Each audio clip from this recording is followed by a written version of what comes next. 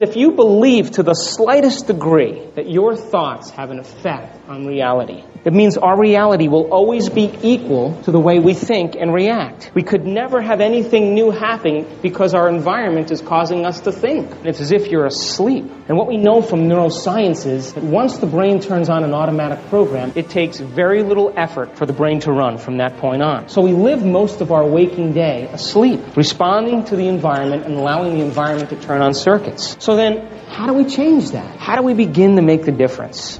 Dr. Joe Dispenza is the world's leading expert in the realm of neuroscience and epigenetics. His transformational journey began after a brutal cycling accident where doctors told him that he would never walk again. He has since gone on to write several New York Times best-selling books, become one of the highest paid speakers in the world, and inspire millions of people globally with his story. In this exclusive speech from the Celebrate Your Life stage, Joe Dispenza shares with us the keys to reprogram your mind, align your thoughts with actions, and achieve real change. Special thanks to Liz Dawn for partnering with us to release this exclusive content on our YouTube channel. Enjoy. How many people saw the movie What the Bleep Do You Know? That's pretty good. I'm in good company. I was doing a talk in Las Vegas last month, and I asked, and there was like 2 people out of 1,900 people that saw it. I said, "You guys get out much?" So you know why everybody loved the movie? You know, when I travel around the world and I talk to people and everybody's excited about the movie is because everybody comes up to me and says the same thing. They say, "You know, that movie touched me in such a unique way because it was everything I already knew, but didn't know how to put into words." Yes? And if we can take different avenues of science, different scientific data, and combine them in a unique way to give us a greater understanding of the nature of reality, it's refreshing, isn't it? And if there's a storyline about somebody who's handicapped, physically and emotionally, who views reality through the filter of her past, everything that she perceives is equal to her latest and greatest emotional storm. And if you can show the progression of thought and its influence on our lives, and at the same time show how thoughts have an effect on the physical body, and how this simple concept in neuroscience is mind making you feel, or how you feel is making you think? Which is it? But if you can combine those different areas of science, quantum physics, neurobiology, neurophysiology, neuroscience, genetics, emotions, and piece them together in a unique way, it gives people permission to change.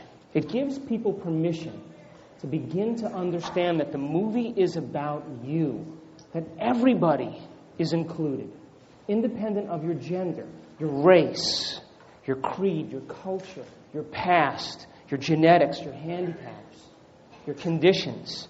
That if you're alive and you're functioning, and your heart is beating and you have a human brain, there's a divine quality within you, and that nobody's excluded, and that everybody has the same birthright to create a destiny for themselves.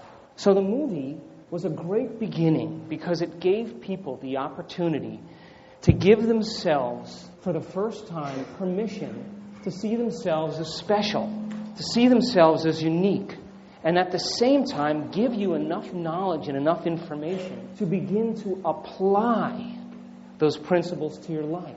Not just to sit around and have a good dinner conversation, but actually get about applying the principles to see measurable results in your life. That's what it's about. Because then you get to be the scientist in your own life. You get to map how your thoughts create your own future. You get to look to see how your repetitive thinking and your repetitive reacting is producing the same conditions in your life. You know, the same relationships, the same job, the same circumstances, and nothing new happening. But that's the human condition that we live by. So let's talk a little bit about science here, because I want everybody to begin to think along the same lines today, because we're going to cover a lot of material geniuses very quickly, okay? Because you got a lot of things to create, right? So science back in the 1700s There wasn't a whole lot of science back then. There was more conjecture, and there was more church and religion. And so people lived by ignorance and superstition. And along came René Descartes. You heard of that guy? Back in the 1700s, he's sitting by a fountain one day, and he says, I got to sort this out, because there's really two spheres of understanding. There's this objective world of large objects and things in nature, planets, and everything falls under predictable laws. And that's repeatable, and that's scientific. But then there's this whole thing of the human mind. And, the human mind's way too subjective. It's unpredictable. There's no science to back it. And so I want to still do my experiments, is what he's saying to himself. I want to continue doing my scientific research. But I don't want to be bombarded or bothered by the church and the doctrines.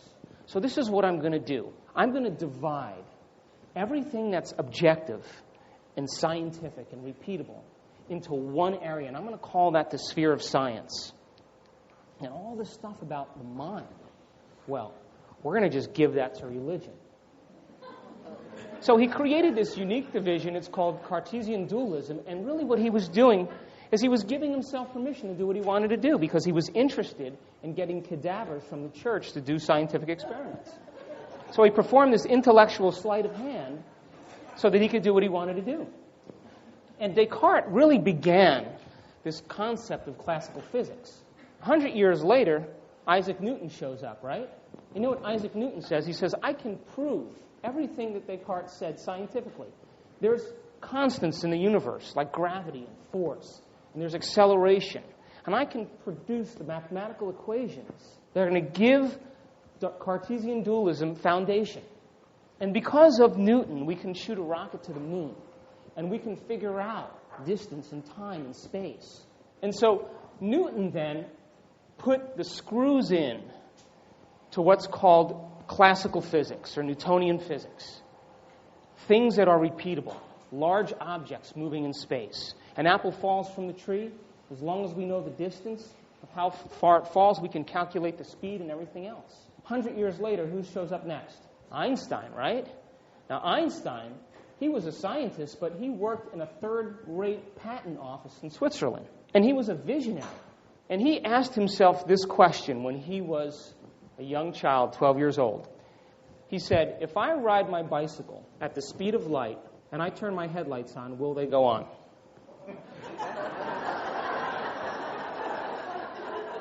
And then he said, if I was God, this is what he asked himself. If I was God, how would I create a universe? How would I do it? This is a 12-year-old kid asking these questions. And he thought about those questions every single day of his life. And he used to go out on this lake, and he'd lay on his back in a boat. And he would just float out there, and he'd begin to create this model of understanding. And if he didn't like the model, he'd stop and he'd rebuild it again. He thought about it every day. He wasn't thinking about his relationship or his hair or what he looked like. But he was thinking about relativity. So 10 years later, as he's working as a clerk in a Swiss patent office, he begins to have these visions, these abstract visions. And the visions were so nonlinear that he had to go back to school to learn the mathematics to be able to explain what he was seeing. And when he published his first paper on electromagnetics, he had no footnotes. And that rocked the scientific community because you always reference somebody, right? So they said, where is this guy getting all this information? 3 months later, he produces the theory of relativity, E equals mc squared. And for the first time, somebody united energy and matter because he could explain how energy turns into matter and that the speed of light is the ceiling in this universe and nothing can travel faster than it. And that relativity gives us these constants of gravity and that gravity changes with relativity.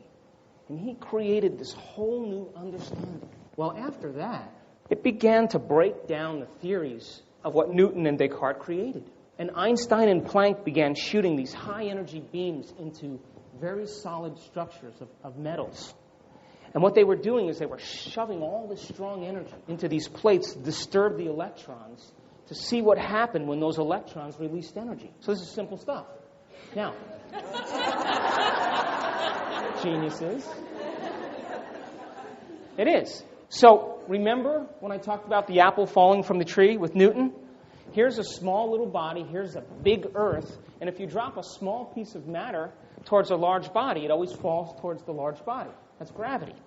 So now that apple falls very smooth and continuous, right? You drop it and it falls at a constant speed, or it accelerates. Well, they were expecting electrons to do the same thing. They were expecting electrons, when they released energy, to move towards the nucleus of the atom. But you know what happened? Didn't work. As a matter of fact, what happened was the electron absorbed all this energy, and then it released it. And then absorbed more energy and released it. And instead of like a smooth and continuous thing, like a ball rolling down a hill, it looked like the energy of electrons gained energy and lost it. Gained it and lost it. It looked like a ball rolling downstairs. Now, all of a sudden, the very large world of Newtonian physics became very different than the very small world of subatomic particles. And that wasn't supposed to happen. It was supposed to be the same game. So then they started to look for an electron, and guess what happened? Everywhere they looked for it, it appeared. It was as if the electron was responding to the mind of the observer. And the measurements that they were making on the electrons just automatically produced, gratified, said, sure, we'll show up exactly where you want us to. And we'll do exactly what you want us to do. And now all of a sudden, for the first time, this concept of matter and mind started to merge. Now, dualism started to break down because mind now had an effect on the nature of reality. That observation, the observer, and it didn't matter who was doing the experiment. Anybody, male, female, black, white, tall, short, smart, intellectual, average, bus driver, didn't matter. That if they observed the electron, it appeared exactly where they expected it to. And so matter and mind began to merge for the first time. And this wacky world of quantum physics was born. Now, quantum physics basically says that mind is a participant in science.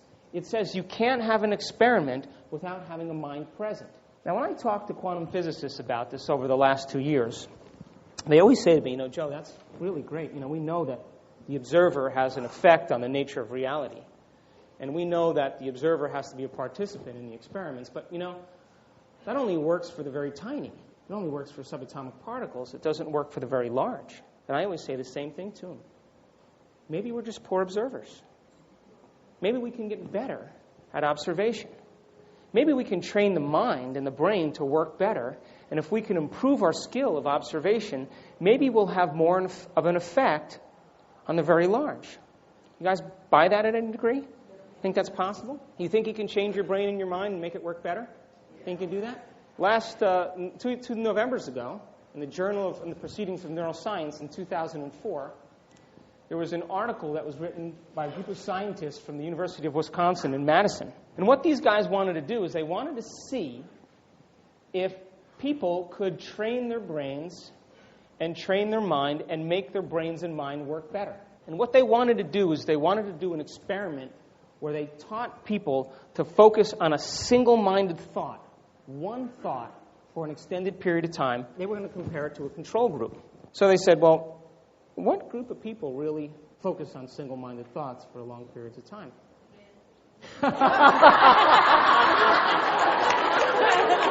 And you're exactly right. And I noticed there aren't a lot of men here. Oh, ask me about that later. And so, Dr. Davidson was one of the scientists. He said, you know what? I'm going to call up these group of men that could focus on single-minded thoughts. So he called the Buddhist monks. He called the Dalai Lama. And he said, hey, listen, send your 8 greatest guys down here. I want to do an experiment with them. So now these guys had over 50,000 hours of focused meditation on thoughts like compassion, love, divinity. And they meditated for close to 40 years, some of them 50 years. They had 8 subjects. And then they took a group of people that were like the average cat, And they said, we're going to teach you how to focus. We're going to teach you how to meditate on a single-minded thought And you got a week to do this, okay? So every day they would take the monks, and the monks would teach these people how to focus on one thought, like divinity or compassion. And so they took the monks and they hooked up 256 electrodes to their scalp. Can you guys picture this? Those monks with the bald heads? You know, these electrodes all over them. And they said, okay, now be your normal monk self. Now listen, we want you to close your eyes. We want you to focus on compassion. Now the moment that these guys did that, part of the brain called the frontal lobe lit up. And it lit up to a degree that the neuroscientists had never seen activity in the frontal lobe like that before. Those guys locked into the thought, and they were able to hold that thought in their mind for an extended period of time. They went over to the control group, and they said, okay, you guys, focus on compassion. Guess what happened? They were saying, well, what the hell's compassion anyway? What is it? My back hurts. I got to pick up my daughter from ballet. How long are we going to do this for? I'm tired. Can I get a drink of water?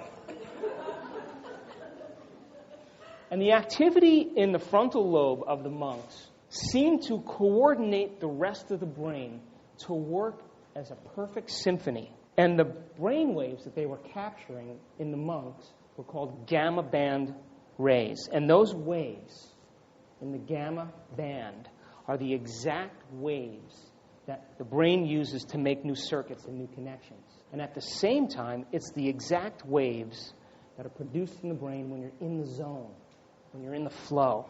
And the erratic activity of the control group didn't even come close to that. They were still somewhere in alpha, thinking, and beta, struggling. And in one monk, he had such activity in the left side of his frontal lobe, which is called the happy spot in neuroscience. He had such activity in that left frontal lobe, they said, he's got to be the happiest guy in the world. I mean, it was that dramatic. Now, the frontal lobe, by the way, is the crowning achievement of human beings. It's what separates us from all other species. It's not the fact that we have opposing thumbs, that we stand on 2 feet, or we have little body hair, that our eyes point straight ahead, or that we have big brains, because elephants have bigger brains than us. What separates us from every other species on the planet is the size of the frontal lobe in reference to the rest of the brain. Now, the frontal lobe makes up about 40% of the human brain. The next closest ancestors, chimpanzees, gibbons, about 17%, somewhere between 15 and 17%. Dogs, about 7%. You cat lovers, 3.5%. That's it. Now, the frontal lobe does this amazing thing in human beings. It allows us to make thought more real than anything else. That's the privilege of being a human being. That's the privilege. Because of its enormous size, it allows us to learn from our experiences, to modify our behaviors, and produce a different outcome. Not keep forcing the square peg into the round hole. In the frontal lobe, if we were to use one word to describe the frontal lobe, we would use the word purpose or intent. It modifies our behavior. It allows us to plan for the future. It controls our impulses. And when our actions are aligned with our thoughts, and when our intentions and our behaviors are equal, it's when the frontal lobe is turned on. Now, most people have an intention, but their actions are contrary to their intention. But when those two things are aligned, it's when the frontal lobe is when it's in its full force. Now, when they looked at these Buddhist monks, they said, maybe you could make the brain work better, just like if you practice, just like golf or tennis. The more you practice, the better you got. And that maybe we can make the brain and the mind work better just with practice. Now, when I read that article in the Proceedings of Neuroscience, when I finished it, I thought, now, wait a second here. Let's think about this. The brain is the organ where there's the greatest number of neurons, right? Geniuses, right? Where there's the greatest number of neurons, we have the greatest intelligence. We have the greatest ability to learn. Neurons clustered together is what makes this concept called mind. Now, what's mind? Mind is the brain in action. Mind is the brain at work. Mind is the brain turned on. Now, when they were doing those functional brain scans on those monks, and they were measuring their mind, their brain in action, they said, these guys are making the brain and the mind work better. So here's what I thought when I read the article. I said, okay, that sounds good. So the brain has all these neurons. That's the organ of intelligence. I've dissected enough cadavers to know that it's an organ just like a liver or pancreas or anything else. When there's no life, it's just an organ. And I know that the mind is the brain in action or the brain at work. So then who's changing the brain and the mind? The brain can't change the brain, right? And the mind can't change the brain because the mind is the product of the brain. So who's doing the changing? And it's that nasty 13-letter word called consciousness, you and me. That we are the occupier of the body and the brain. And that when we're totally conscious and we're totally aware, that's when we have the ability to alter the way the brain and the mind works. Now, most of our living day, geniuses, we live in a response to the external world. In other words, all of our senses are responding to everything we're seeing, tasting, feeling, touching, and hearing. And the environment is causing us to think in certain ways. And the environment turns on the circuits in our brain. We could only think equal to our environment. Did you hear me? You know what that means? It means if you believe to the slightest degree, to the smallest degree, that your thoughts have an effect on reality, if you accept that to the smallest degree, and if we're centrally experiencing our daily lives every day, and we're reacting to the inputs in our life, it means our reality will always be equal to the way we think and react. We could never have anything new happen because our environment is causing us to think. So nothing new happens. Are you with me? So then, how do we change that? How do we begin to make the difference? How do we do it? Because the quantum law still applies. If you're allowing your environment and the stimulation in your environment to turn on different brain circuits, and those brain circuits are like automatic programs that run all the time. As soon as you see someone who fires a thought in your brain, the next thing you know, you run through these series of thoughts. And it's as if you're asleep. And what we know from neuroscience is that once the brain turns on an automatic program, it takes very little effort for the brain to run from that point on. So we live most of our waking day asleep, responding to the environment and allowing the environment to turn on circuits. Now, over the last 7 years, I've been very interested in this concept called spontaneous remissions. People who have had healings from different diseases, whether it was cancer or diabetes or lung conditions, or gum conditions or depression, heart disease, high cholesterol, arrhythmias, people who even had rare genetic disorders that medical science had no solution for. And I found out that there were 4 things in common amongst every person that had a remission from a disease. And I asked these people a lot of questions. Now, these weren't people that just, got better from a cold. These were people who had dramatic changes, and there were objective tests that studied their condition before, and then afterwards, when they did that test again, that same test that was an objective test, all of a sudden had a measurable change. Now, if something happens once in science, there's some cause to produce some effect, or there's an effect that's created. In science, it's called an incident. First time it happens, like there was an incident, someone was healed of cancer. Now, if it happens twice, 2 seemingly unrelated events happen simultaneously or close together, what do we call that? A coincidence, right?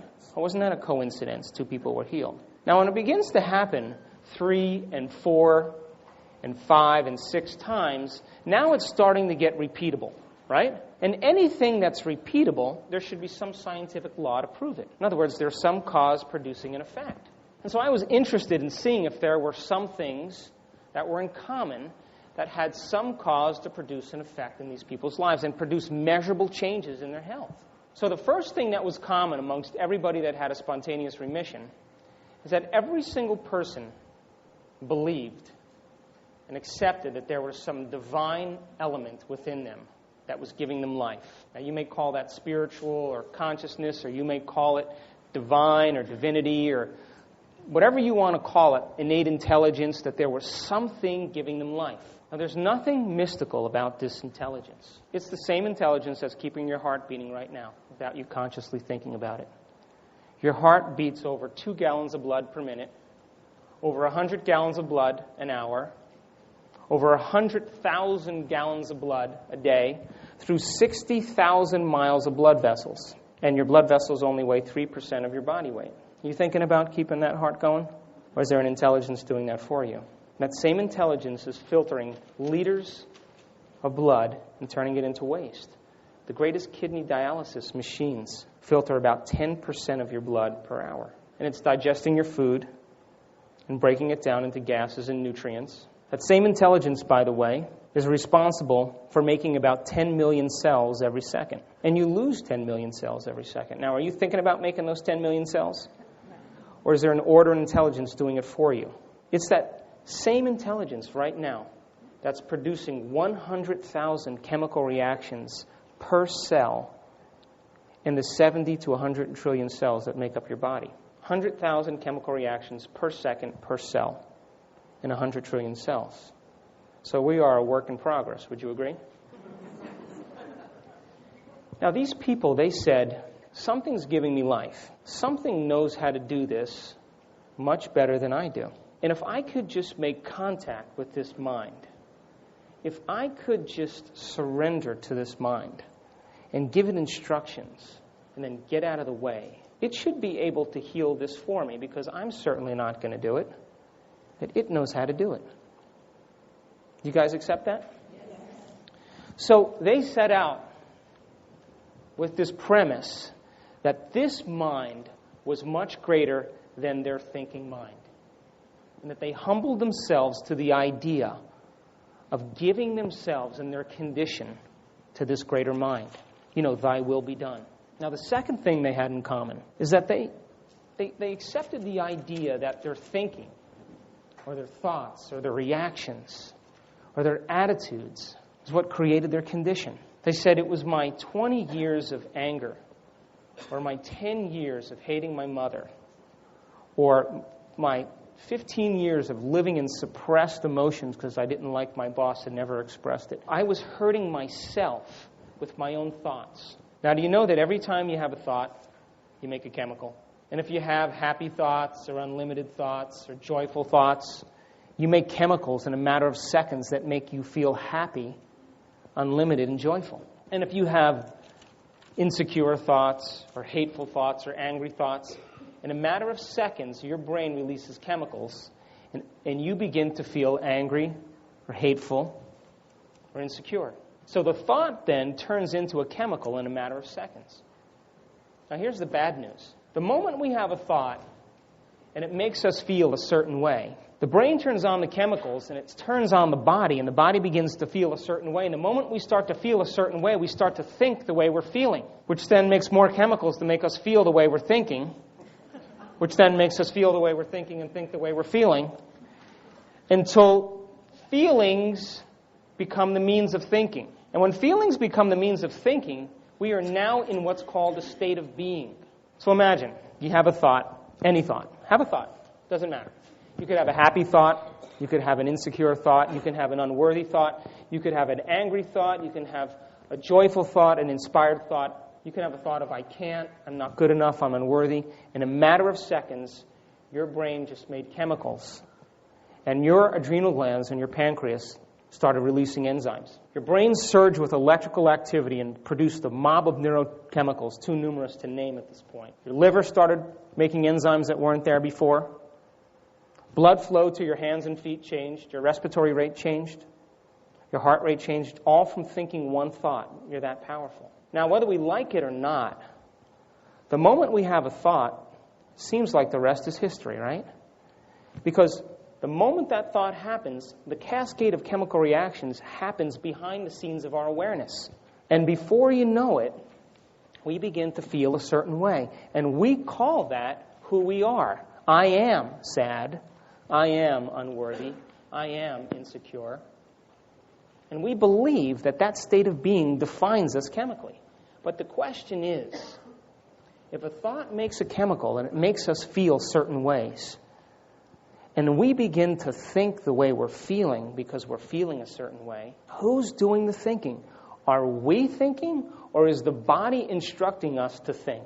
Which is it? It's the body instructing us to think. And when the body instructs us to think, mind now, which should sit in the brain, is now sitting in the body. And when that happens, we are an unbridled horse. We are living in reaction and responses instead of intentional actions and choices. So these people said, you know, I got to break the habit of being myself. I can't be this person any longer because it's killing me. So which brings me to the third thing. They said, I have to reinvent myself. I can't be the same person. I got to become somebody different. I can't be the same exact person because it's what's got me in trouble. So they began to ask themselves some very important questions. Questions like this that we don't normally ask ourselves. What would it be like to be a happy person? Who do I know in my life that's happy and joyful? Who in history do I admire that was great, that had great virtue? What do I not like about myself? And what do I do every day that makes me feel this way? What are my thoughts that make me feel the way I feel? And where do I get stuck? And when do I fall from grace? And as they began to ask themselves those questions, the what-if kinds of questions, guess what part of the brain turned on? Frontal lobe. All of a sudden it woke up and it said, oh my God, she's thinking. Instead of reacting. Now listen, as they began to ask themselves these questions, the brain, 100 billion neurons, and the programs that run in there all of a sudden stopped. And the frontal lobe is like a symphony leader. It started to gather different bits of information and shuffle this information to cause these neurons to fire in new sequences and new patterns and new combinations. It started to interrupt the programs, and the frontal lobe started gathering all the data of the brain and coming up with this ideal of who they wanted to become. They said, what is the greatest ideal of myself, and could I live as that ideal? Now listen, do you think that you can change your brain just by thinking about it? You think you can do that? So listen, they did this experiment a few years back. They took these people and they separated them into 4 different categories. And none of these people knew how to play the piano. They said, we're going to do a functional brain scan of you before you learn how to play the piano and after. And we're going to see if you grow any brain circuits by us running through this experiment with you. Now, functional brain scans are like a motion picture. You can study the brain over time. You can study the brain in action. Before functional brain scans were created 35 years ago, it was like taking a snapshot of the brain. You took a snapshot and said, well, there's no tumor in there, or there's no genetic problems, or there's not a stroke. But we were looking at static structures. With a brain scan, you can see the brain in action. That studies mind, right? So they said to the first group of people, listen, this is what we're going to do. We're going to scan your brains before. We're going to scan them after. We want you to do one-finger exercises, scales and chords on the piano. We're going to teach them to you. You come every day and practice for 2 hours a day for 5 days, and then we're going to check your brain again afterwards. So the first group of people, they scanned their brains before. They came every day. They scanned their brains after. And at the end of 5 days, after they played the one-hand finger exercises, guess what happened? A whole area on the opposite side of the brain began to fire. They grew new circuits. And wouldn't that make sense? If you learn something and you apply what you learn, you cause the brain to activate in new ways, and your brain starts connecting new circuits and wiring together. That's the Hebbian principle called nerve cells that fire together, wire together. So if you do an action and you repeat it, and you learn something and you apply what you learn, expect to have your brain change. That's simple neuroscience. So the second group of people, they said, listen, we're going to scan your brains before, we're going to scan your brains after. We want you to come for 2 hours a day for 5 days, but listen, we're not going to teach you any chords or any scales. Just come and play whatever you want. Do whatever you want. So at the end of 5 days, they rescanned their brains, and guess what happened? Very little. You know why? They didn't learn anything. They didn't apply what they learned. They didn't repeat it. And they couldn't remember what they did the day before. So they were playing different things every day. And, of course, they had a little activity, but not much. So they said to the third group of people, don't even show up. And guess what happened to them? Same person. You listening? They never rehearsed. Now, the last group of people, they said, listen, come for 2 hours a day, come for 5 days. We'll scan your brains before, we'll scan your brains after. We're going to teach you these one-handed finger exercises, but listen, we don't want you to physically play them.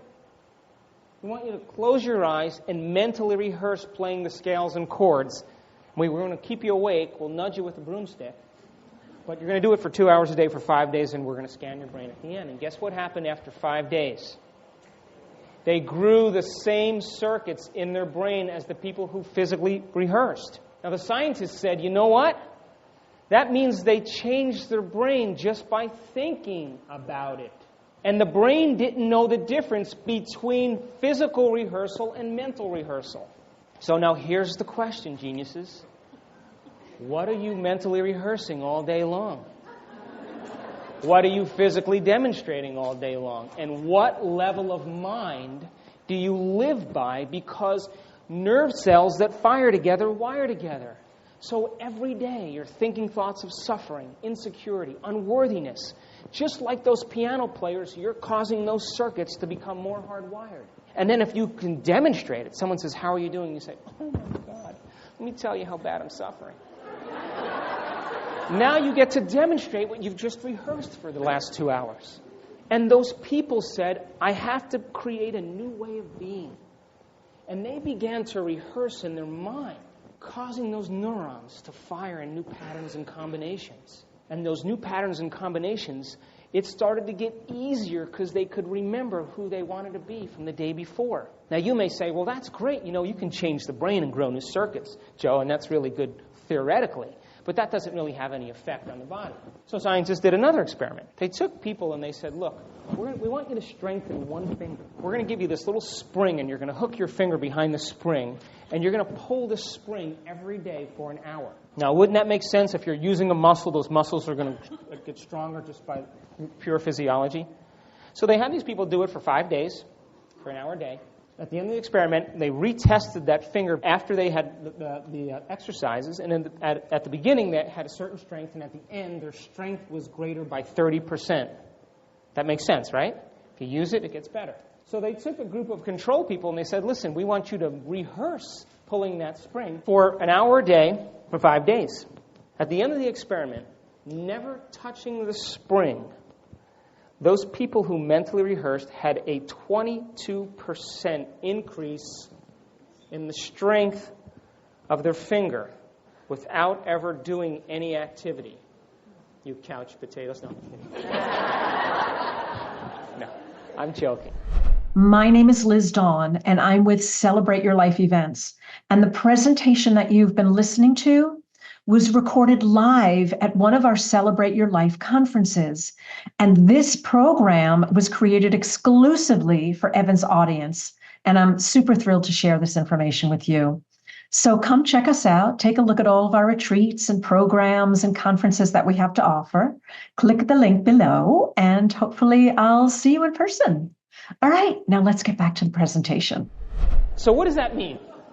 What it means is this. It means that nerve cells that fire together not only wire together, but when those nerve cells wire together, the more we place mind or attention on any one thing, and those nerve cells keep firing, not only do they develop stronger connections, but they make more intricate, detailed tributaries and finer connections.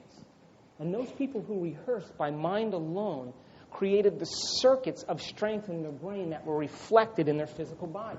So these people who mentally rehearsed, just like the piano players, they began to say, you know what?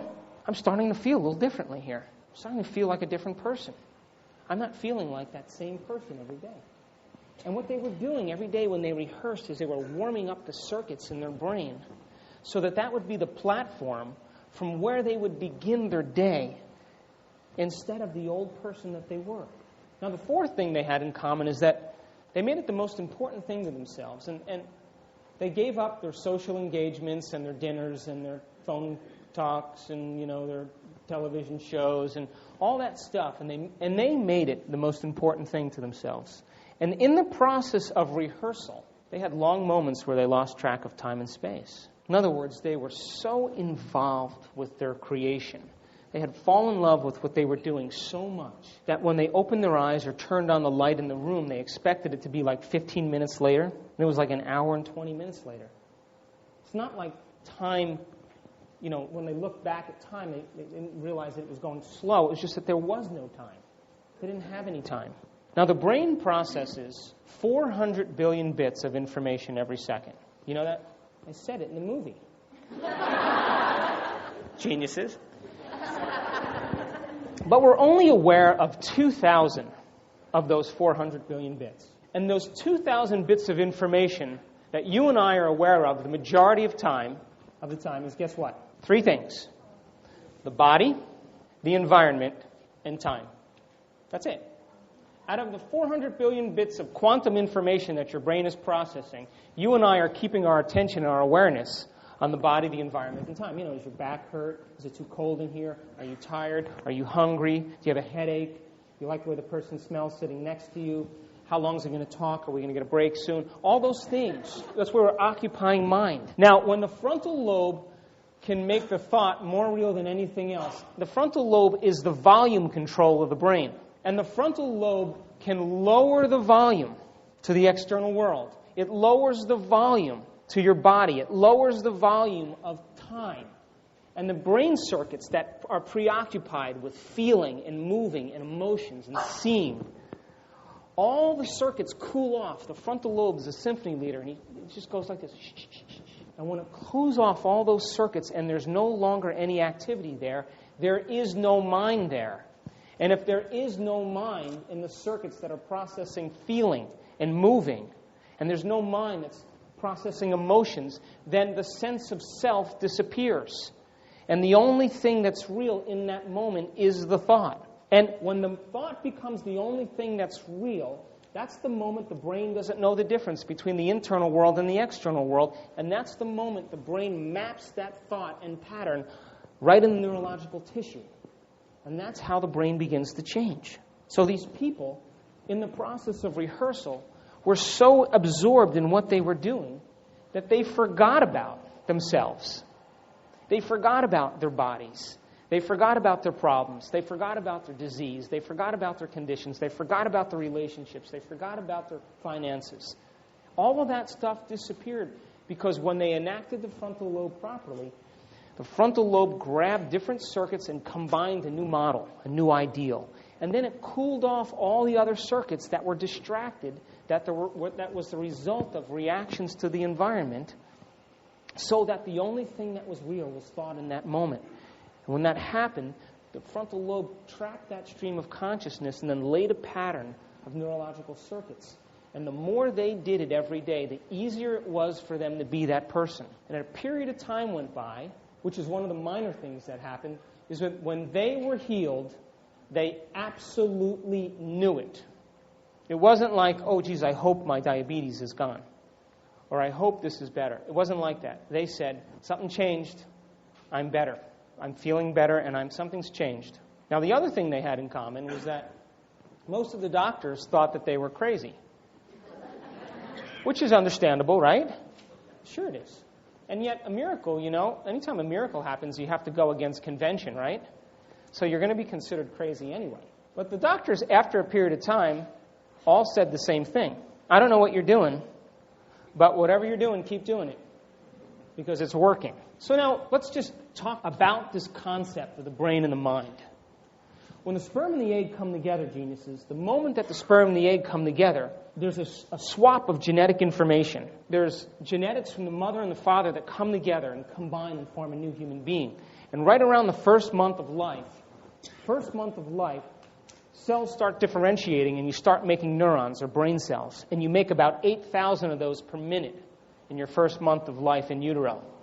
By the third month of life, you're making about 250,000 neurons per minute. When you get to the last trimester, your 8th and 9th month, the brain is busy differentiating. And what it's doing is it's growing these branches. These neurons are growing these long branches. And what those neurons are doing is they're reaching out and touching other neurons. Now, the moment those neurons touch other neurons, the brain is making about 2 million nerve connections per second.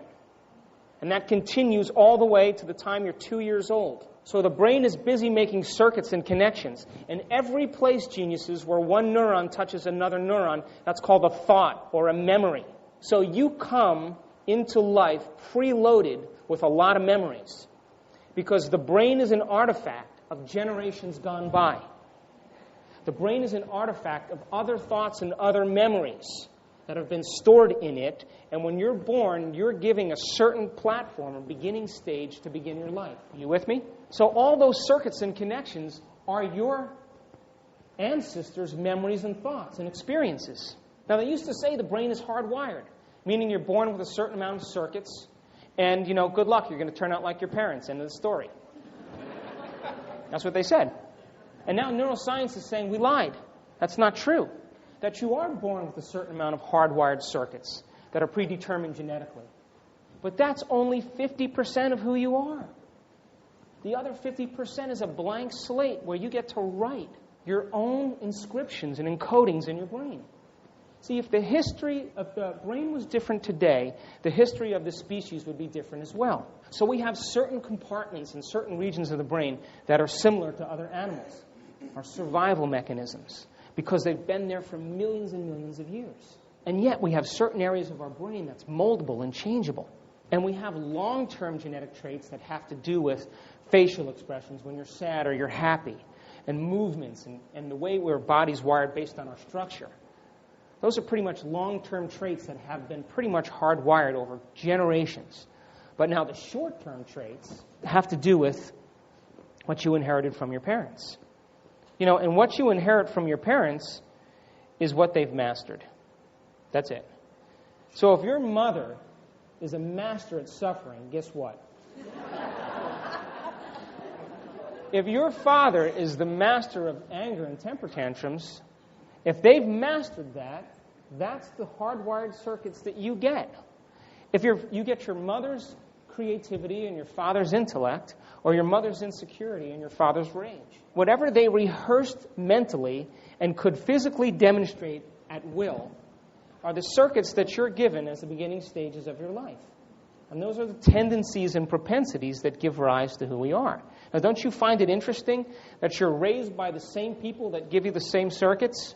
Which means then, if we're going to look at the concept of nature and nurture, then the environment, which adds to the way our brain is shaped and molded, is we're placed in the environment raised by the same people with the same circuits. So it looks like it's a very, very slim chance to make our way out of this.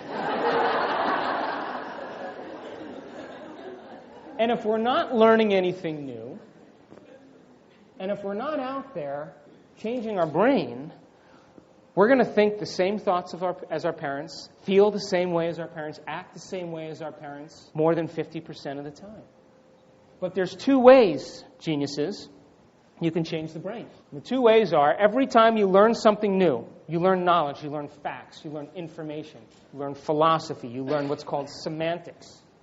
Every time you learn something new, guess what happens in your brain? You make a new connection. Every time you learn something new, you make a new connection. Learning is making synaptic connections in the brain. Remembering is maintaining or sustaining those connections, keeping them connected, and causing those neurons to develop a long-term relationship.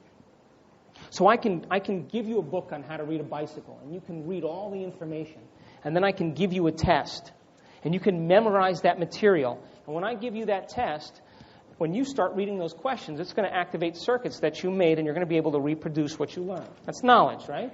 But the second way we make connections, which is the enriched way, is from experience.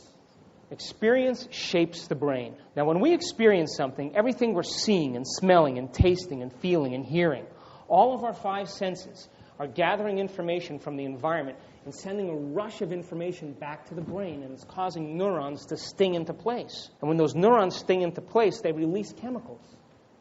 And those chemicals, then, that are released from those neurons patterning are what's called feelings or emotions. Emotions and feelings are the end product of an experience. So we feel a certain way after an experience. Remember where you were on 9/11? You can remember where you were because you remember how you felt. Remember your first kiss? All those things have to do with the feeling that's associated with it. So our feelings and our emotions are the end product of experiences. Now, geniuses, think about this. When we then get on the bike and ride the bike, and we fall and skin our knee, we get back on and we pedal up a hill and we feel the pain in our legs. And then we ride down the hill and we feel the wind blowing through our hair and tears running off the side of our face.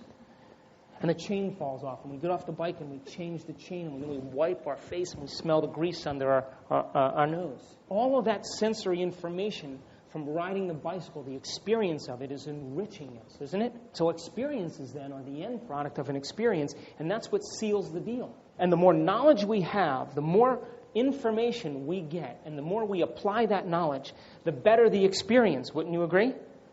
In other words, if I didn't give you the book on how to ride the bicycle, and you didn't see the Lance Armstrong video, and I didn't give you the 10 do's and don'ts, and you just got on the bike and you rode the bike, pretty rough day, right? But the more knowledge we have, the more prepared we are for the experience. And when we apply what we learn, step outside of philosophy and apply it, now we're on the stage to begin to set ourselves up for a new experience. Now, here's the question. How many new experiences have you had lately? How many new experiences have you had lately? And if you haven't had any new experiences lately, or if you haven't learned anything new and applied what you've learned to produce a new experience, guess which circuits you're using. You're going to say to your brother, did I just act like Dad right there? Did I just act like him? Because we're only using the circuits then that have been given to us. The geniuses, reason this with me. If we believe that thoughts have anything to do with our future, and we're living every single day based on feelings, and feelings are the end product of an experience, in the quantum world, if we're thinking and feeling and feeling and thinking, tell me what we're creating more of. Same old, because the quantum law still applies. It still says your thoughts matter. But if feelings are our thoughts, or feelings are the means of thinking, then in the quantum world, feelings are the past. So we're creating more of what? And nothing new happens. But yet we're wired with the size of the frontal lobe to make thought more real than anything else. And we're wired to call on a supernatural power, and we do it all the time. But we only have to wait for the circumstances to get that bad in our life. You know what I mean? And then we're being desperate, asking for help, instead of being divine and asking for help. And so, what do we love about those heroes we go to movies to see? What do we love about them? You know what we love about them? Is that they said, I believe in a thought. I believe in an idea. I believe in a concept. And I'm uncompromising to this concept. I don't care what's happening to my body. I don't care what's happening in my environment. I don't care what the circumstances are. I don't care how long it takes. But I'm going to make this thought more real than anything else, and I'm going to live by it. I'm going to be uncompromising. And those are the individuals that we love in history. William Wallace, Martin Luther King, Elizabeth I, Gandhi. All those people said, I'm believing in a future I can't experience with my senses yet, but I've already mapped it in my mind. And I can't compromise what I know for anybody, anything, anytime. And when we have our thoughts and our intentions lined up like that, when we have our actions and our intentions match, that's when we start calling on supernatural power to begin to intervene in our lives. You can't be a suffering person and rehearse from suffering. You have to be that person who you're going to fall into becoming, who you're going to fall in love with. And that state of mind, then, is the state of mind of a new being observing a new outcome. Too many times we live our lives surrendering to the circumstances instead of seeing the circumstances as an opportunity to match our mind. When we allow ourselves that degree of understanding, that's when we begin this journey. And the journey is something very simple. Your reality is your life. And your life is a reflection of how we think. And if we're going to change our life, we have to change the way we think. I'll take some questions now. Yeah. Okay. If you have a thought, and the thought's not pleasant, but then you realize that you don't want that thought, and you say, cancel, or how long does the thought, how can you get rid of the thought? If you realize that you don't want that thought. Okay, I'm expressing it right? Okay, so we have two types of memory. So memory is derived from what? Learning, right? If you repeat what you learn over and over again, you develop a memory. Now, there's two types of memories. There's what's called declarative memories. Science calls them explicit memories. But just think of memories that are declarative are memories that you can declare. And there's two types of declarative memories. There's knowledge, which is facts, semantic memory, and that takes place in the thinking brain. That's the big neocortex. And then there's experiences, which are events, episodic memories. Thinking and feeling brain is involved in experiences. I know that I'm a man. I know that I know a few things about spinal biomechanics. I know that I like garlic mashed potatoes. I know my chemistry teacher had thick eyebrows. I know these things. I know that we pay taxes on April 15th. These are memories that I can declare, right? Now, there's a second set of memories called non-declarative memories. These are called implicit memories or called procedural memories. And they're the memories that are related to skills and habits, behaviors, emotional reactions, associative memories, and that's more wired to a deeper subconscious brain called the cerebellum. Now, when we learn something new, that's called thinking. If we apply what we learn and we personalize it or we can demonstrate it, we're going to modify our behavior and we're going to create what's called doing. Doing is the experience from thinking. Now, it's not enough to just have one experience. You can't just say, I did great today. I didn't feel like a victim today. You have to be able to repeat that experience. And when we can repeat it over and over again, if we can replicate it, that's called being. Being is being able to live it because you've done it so many times. And that's an example of anybody who's done anything great and you say, how do you do that? And they say, I don't know, I've done it so many times, I don't have to think about it. Well, thinking about it is here. So learning is thinking, applying what we learn is doing, modifying our behavior until we create this state of being. And when we're being it now, it takes no effort at all. Most people have thought about who they are, they've demonstrated being that same person, and now they live as that person, and they try to change their life from that same state of being. You know, that's why Alzheimer's people who have Alzheimer's, they lose their declarative memory. They say, I don't remember your name, I don't remember anything from my past, I can't declare who I am. But if you give them a pair of knitting needles, you know what happens, right? That's a skill, that's a habit. They've developed that. We want to create a new habit of being. We're just in the old habit of being. So what's neuroplasticity? It's a big word in science. Neuroplasticity means to fire a series of many diverse neural nets in different combinations. That is the thinking brain, this big yellow part. This is our crowning thinking brain that allows us to store memories, to learn and store memories, process sensory information from our environment. If we pull that away, this is the survival brain, the emotional brain, and then this is that automatic brain down at the bottom called the cerebellum. Neuroplasticity is a big word in science, geniuses, and it just means evolving ourselves. It means change. It's our brain's ability to change its synaptic wiring by learning information and by recording experiences and to maintain a modified state of being. Plasticity allows us to evolve our actions, modify our behavior, so that we can do a better job in life. Neurorigidity is using the brain's genetic, inherited, encoded synaptic connections, which are memories from our forefathers, without learning from new experiences. Rigidity is to process the same thoughts and perform the same actions and expect a different result. And that's the definition of insanity, huh? So neuroplasticity is upgrading or evolving the brain's hardware and software through a conscious interaction with the environment so that new systems can adapt to new demands. You get better at what you're doing. Neurorigidity is using the brain's same hardware and software by unconsciously processing the same data through different interactions in the environment. Does that make sense? Same old, same old. So plasticity is learning new things, creating new experiences, making new memories. When I lecture in Italy, the Italians always say, what do you mean feelings are bad? And I say, well, feelings aren't bad, it's just if you keep having the same feelings. In the quantum field of potential, are there new experiences to have? And do those new experiences have new feelings and emotions? Okay, you're geniuses. Living life from past memories without learning new things and having new experiences is neurorigidity. We reach a certain point in our life and we just turn into rigid beings. The neuron is a nerve cell or a brain cell is the simplest functional unit of the nervous system.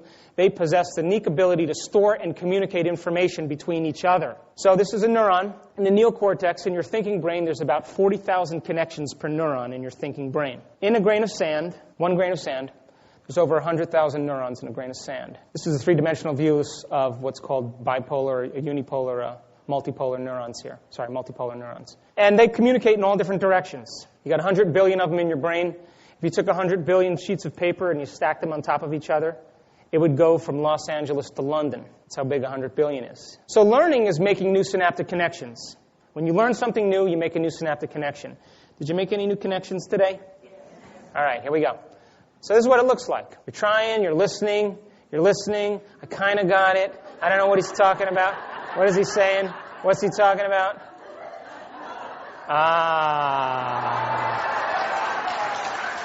I'm healthy. Now you're believing it. You're wired for it. Unhooking from your old self and becoming somebody else. That's real time, by the way, geniuses. So remembering is maintaining or sustaining those connections. So let's see what they look like. So that's when you're hardwired there. Neurons actually never really touch. There's really a space between them. They just look like they touch. But they're in constant communication. So this is what it looks like when you've wired something together and you've got a habit going. Pretty good one. And some habits are good, wouldn't you agree? There's plenty of automatic programs that we use every day. Driving a stick shift, brushing our teeth, doing the salsa, shaving your legs, whatever it is. Those are automatic things, right? 2 ways we make synaptic connections, okay? First one is called semantic memories, geniuses. That's learning information, that's knowledge, that's philosophy. Facts, I call it. Episodic memories, having novel experiences, embracing new events. And of course, if you're not learning anything new, and you're not having new experiences, you can guarantee you're headed for your genetic destiny. So Hebbian learning, nerve cells that fire together, wire together. When the bleep came out, everybody said, can I quote you on nerve cells that fire together, wire together? And I said, I didn't even say it. It's Dr. Donald Hebb was the first guy that said it. Which means then, when we learn by association, if I said a neuron looks like an oak tree, if I said it looks like an oak tree, but it's not like a big oak tree, it's got no leaves on it, it's like oak tree in the fall, and it's got branches going out in all directions and got tiny little finger-like twigs. And if you bring it together, it's got a big trunk. And if I pulled the tree out of the ground, it's got roots. That's what a neuron looks like. But they're not stiff like that. They're really tiny, and they look like cooked spaghetti. They're kind of wiry and alive. And I taught you something new about nerve cells. You know what I just did? I used what's already wired in your brain to make a new connection. Right? I used what's already in there. I used oak tree, finger-like projections, twigs, tiny, leafless, fall, spaghetti. And I turned on different circuits in your brain so that once those circuits were turned on, we could make a new connection to the part of the brain that's alive. You got it? If I said receptor sites look like craters on the moon, but they're not stiff like craters, like flowers. They move and change. And then when a chemical fits into the receptor site, it fits in like a key into a lock, and it jiggles the cell like jello, and it sends an electrochemical response to the DNA, and the DNA unwinds like a zipper. Did I just tell you some things about cell physiology, and I used what's already wired in your brain to make a new circuit, a new connection? That's how we learn. So we're using the brain's stored information to learn new information, building new circuits from existing circuits, using what is familiar to understand what is unfamiliar, using old memories to form new memories, using knowns to understand unknowns, using synaptic connections to make new connections. Does that make sense? Yes. My computer guy, when he comes to do my computers, I got 12 computers now. I say, his name is Kirk. I go, Kirk, what happened? He goes, well, it's that, he says all this stuff. I have no hardware in my brain to understand what he's saying. And you know what I always say to him, right? Did you fix it? But now that I have computers and I have to travel, I say, okay, now, Kirk, talk to me like the computer's a brain. Oh, this is your memory. Oh, I got that. Oh, and this is your heart. Okay, all right, this is like the frontal lobe. Oh, okay. So I got to make them use what I know, right? Okay, now listen. These are the two laws of the brain that I talk about. Law of repetition, these are my words, but this is what I call it. Law of repetition is when you repeat a thought, an action, a skill over and over again, it becomes easy, familiar, common, natural, automatic, routine, effortless, second nature, subconscious, unconscious. You've done it so many times you have to think about it anymore. Now, every time we fire a thought in the brain and those neurons fire and they start to fire and wire, when they start to develop a long-term relationship, they release this chemical called nerve growth factor. Nerve growth factor is like the glue that causes neurons to stick together. And they cause not only the neurons to stick together, but it causes, it's like a miracle grow. It causes you to grow extra branches in there. Okay? So become more intricately wired. That's why a wine connoisseur, if I took a wine connoisseur and I set him next to the person who drinks the screw-off tops, and I said, hey, look at this wine. It's a Bordeaux, 86. And I go through the whole thing, and we let it breathe. And, when you take the other person, sit them next to him, and they both drink the wine. Same wine, right? But the wine connoisseur, from repeated knowledge and instruction, repeated activity, paying attention to what they're learning, getting feedback, could pick up subtleties. Would you agree? Yes. And they could appreciate and enjoy the wine. And the guy who drinks the screw-off tops fires it down and goes, boy, I don't know, I like them both the same. Not wired to perceive the reality. You got it? So law of association is how we learn. Law of repetition is how we remember. If you keep thinking the same thoughts every day, are you hardwiring yourself to be more of the habit of yourself? So neural network or neural net, these are the big words in science, are just gangs of neurons that have fired and wired together to form a community of neurosynaptic connections that are related to a concept, an idea, a thought process, a memory, skill, behavior, and action. So neural nets, we have many different neural nets in our brain. Would you agree? Those are the automatic programs. Now here we go. Neural nets are formed by combining the law of association with the law of repetition. And when we do, we create a new level of mind. Do you have a new level of mind of neurons now? Yes. Hello? Yes. The reason you have a new level of mind for neurons is because I associated what they were with you, right? Used your brain, gave you the oak tree analogy. Now I've said it enough times that it's become familiar, right? So when I talk to you about neurons, do you have a new level of mind about them? Yes. That means you have a new neural net, right? Yes. Okay. They are the automatic hardwired programs that we unconsciously and automatically use every single day. So this is a slide of neurons that have a chemical stain on them, and you can see they look like spaghetti. Would you agree? If we took a cluster of neurons the size of a pea and we spread them out, it would be 2 miles long. That's what you got wrapped up between your ears there. Now, this is a slide that has a stain on it that picks up the electrical component. Watch, there's thought. Watch. There it goes. Your brain does that 400 billion times a second. Now watch. Lightning storm. Here we go. So cool. You generate more electrical impulses in your brain than all the cell phones on the planet put together, geniuses. Just a question of what we're thinking about. So the brain is a central processing unit where there are the greatest number of nerve cells. Where there's the greatest number of neurons wired together, there's the greatest amount of intelligence, there's the highest ability to learn, and the most memory storage. We've got a big data bank up there, right? When I talk tomorrow in my next talk, I'm going to do it all on what happens when we're under stress and what happens to the brain and why we can't think past how we feel. Because what we do is we make memory so real that the memory of the event creates the stress response just like we were actually experiencing the event. We're so good at it, aren't we? So mind is the brain in action, the brain at work, the product of the brain activity, what the brain does when the brain is animated with life. Therefore, we can produce many different levels of mind. Yes? 100 billion neurons, can you fire them in many different combinations? A few, wouldn't you think? To fire a series of many diverse neural nets in different combinations, sequences, and orders, and to produce a new level of mind and be able to repeat that same frame of mind at will, and to make it look natural and easy, that's when it's hardwired, right? So the frontal lobe is the seat of our free will, learning, intention, invention, attention, speculation, decision-making, behavior, control, and focus concentration. It restrains our impulsive emotional reactions. It's the newest and most evolved part of the human brain and the nervous system. It's the most neuroplastic part of the entire brain as well. It allows us to make thought more real than anything else. It connects to all other parts of the brain. And when it's in full operation, geniuses, it quiets down all the other circuits of the brain so nothing else is being processed but a single concept. It's the brain's symphony leader. It's the brain's volume control to the sensory and motor feedback from the body, our sensory awareness of the environment, and our concept of time. On functional scans, when they take monks or nuns and praying in reverie and they're totally into it, there's nothing going on in the rest of the brain.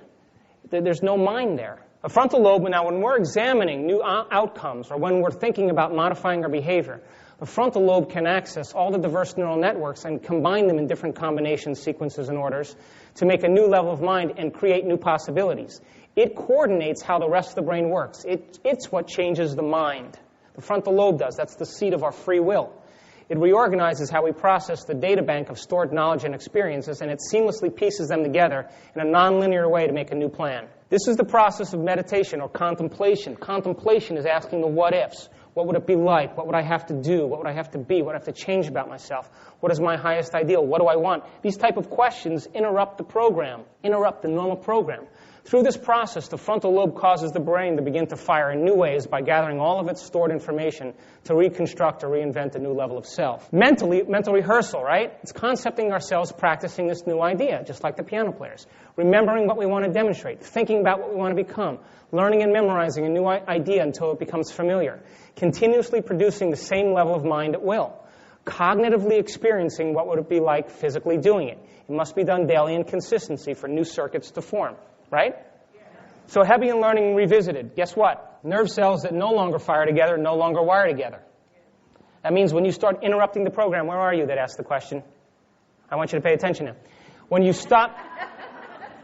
no longer fire those thoughts, the first step you have to become aware of what those thoughts are. Would you agree?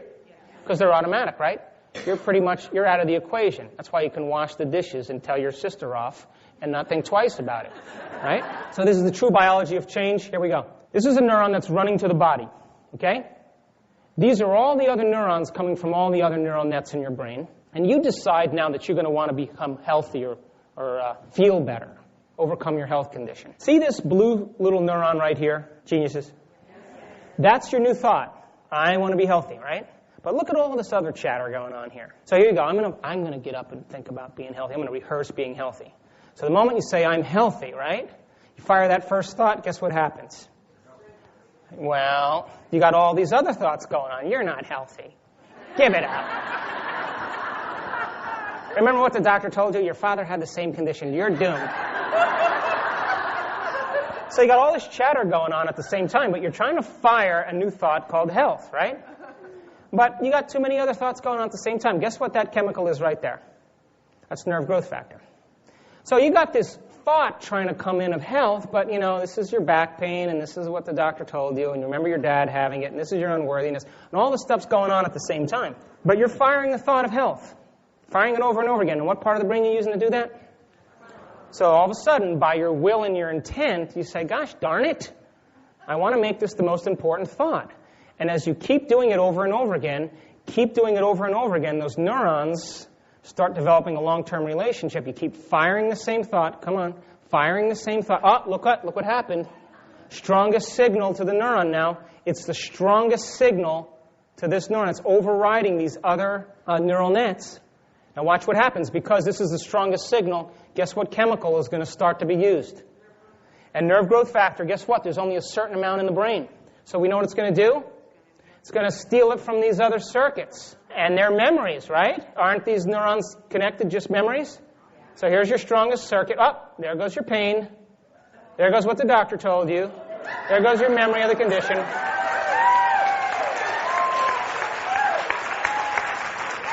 Now, the only signal you're firing to your body is total health. That make sense? Okay, that's the biology of change. So, here it is. Can we believe in a future that we cannot see or experience with our senses, but already is mapped in our mind? Our senses and feelings should be the last to experience what the mind has created. To live by this law is to live by the quantum law. Okay. So, all of this material is in my book. The name of the book is called Evolve Your Brain, The Science of Changing Your Mind. And I'm happy to say that it's 99% done. You know what the problem was? It was 750 pages. So we had to cut it back.